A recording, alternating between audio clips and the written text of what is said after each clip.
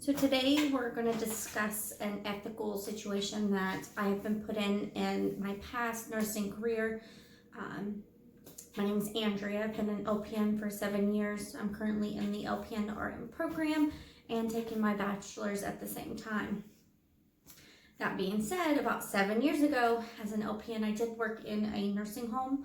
The nursing home I worked in kind of had a lot of dementia patients, Alzheimer patients. So not a whole lot of families seemed to come through because at the stage they were in on my unit, they didn't really know who was coming and going. I had one patient who had family that would come in maybe once a month, every few months, but they were very demanding family.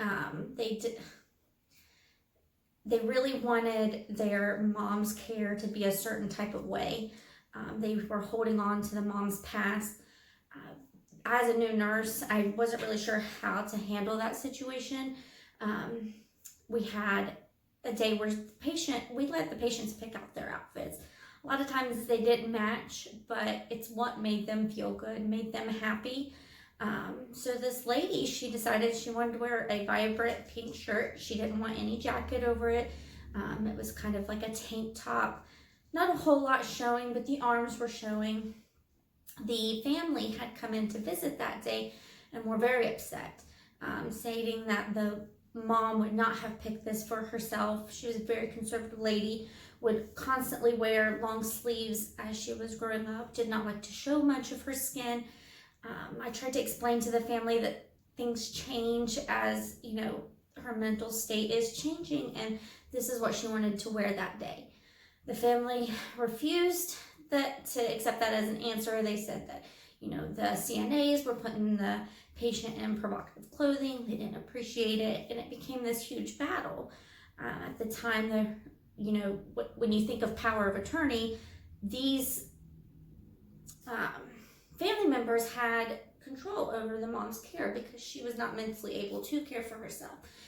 So this kind of relates to a couple. Actually, I picked 3 different ANA ethical provisions to choose to.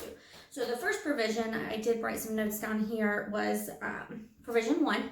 The nurse practices with compassion and respect for the inherent dignity, worth, and unique attributes of every person.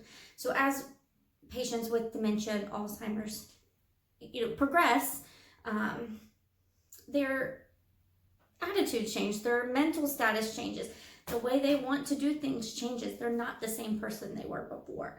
And then it also goes into provision 3. The nurse promotes, advocates for, and protects the rights, health, and safety of that patient. I did not feel at that time that there was anything wrong. The patient wanted to wear this pink tank top. But being a new nurse, at the time, I didn't feel like standing up for that. And I struggle with that a lot. And actually my first semester of JMU, I really spoke out about that. I did a whole paper on geriatrics and sexuality in the geriatrics and the pros and cons of dementia and Alzheimer patients, whether they should be allowed to express their geriatrics. I'm very passionate in that.